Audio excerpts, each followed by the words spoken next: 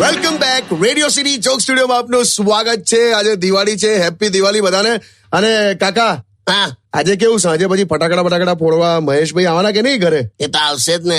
જમાવટ થઈ જશે નહીં? રસ્તામાં સીધો ઘેર આવે તારું. કેમ પાછું થયું? એટલે એનું મગજ તને ખબર છે, હમણાં કોઈક વચ્ચે કોઈક રસ્તામાં મળ્યો હોય ને, હા તો પેલા એ પૂછ્યું કે એક્સક્યુઝ મી કે મણિનગર જવું છે. હા તો મહેશ ચીડાયો તો કે જાને હું બધાને કહેતો જઈશ તો ક્યારે પહોંચી વળીશ. મેં કીધું ડોબા, એ તને કહેતો નથી, પૂછે છે કે મણિનગર ક્યાં જવાય એમ. અને તું જોજે એડ્રેસ આપતી વખતે એક પ્રકારનો આપણો કેવો કોન્ફિડન્સ હોય છે. તું જોજે કેવી સ્ટાઇલમાં એડ્રેસ આપીએ છીએ આપણે. હા કોક આપણને પૂછે ને કે આ ક્યાં જવાનું, તો સહેજ રસ્તો બતાડે, પછી કે ત્યાં જઈને કોઈને પણ પૂછી લેજો ને, એ તમને કહી દેશે. બરાબર છે. કેમ કે આપણને ખબર જ હોય કે આ ગુચવાશે જ આગળ જઈને. જોજે. પણ લગાડ ને મહેશને ફોન, લગાડ ને એકવાર. એક જ મિનિટ. મહેશભાઈ, 14 આવી એનો તહેવાર નહીં. એવું બધું બોલતા નહીં અત્યારે. કોને હલો. અરે હેલો નહીં, કોને બોલ. લા કેમ આવું બોલે?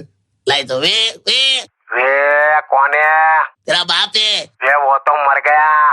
લા જીવે છે તો એવું બોલ. વે અલા કઈ છે તું મહેશ? કોણ બોલતા है जीजू? કેમ હિન્દીમાં બોલાય? મહેશ શું છે? શું થયું? कुछ नहीं हुआ है. લા કઈક લોચો લાગ. વે તું આવે છે કે નહીં ઘરે? મહેશ ઘરે આવે છે? अरे जीजू मैं घर पे आने वाला हूँ, लेकिन जाम लगा है जाम. હા અત્યારે ટ્રાફિક તો છે, પણ તો કબ તક આયેગા ભાઈ? अरे अभी तो पहला जाम लगा है. પેલા જામ એટલે ઓ એ હું કરવા બેઠો? કયા જામ ની વાત કરે? Way Mahesh, hello. रख दे चाल. તારી જાતે તૂતા પર આવ્યો. લા તો તૂતા પર આવ્યો. લા તો લા કોઈ કાને પીવડાયું લાગે છે. કાકા, યા તો ઓલા વિફર છે આ મોટો. તો હવે શું કરશો? આને તો ઝીંક અને વિટામિન સી ની ગોળી ખવડાવીને ફોનમાં લાવવો પડશે. જો કાકા, હા તું ગીત વગાડ, મારે પર્સનલ ફોન કરવો પડશે. આ તો ઓકે, સ્ટે ટ્યુન વિથ કિશોર કાકા ઓનલી ઓન રેડિયો સિટી 91.1.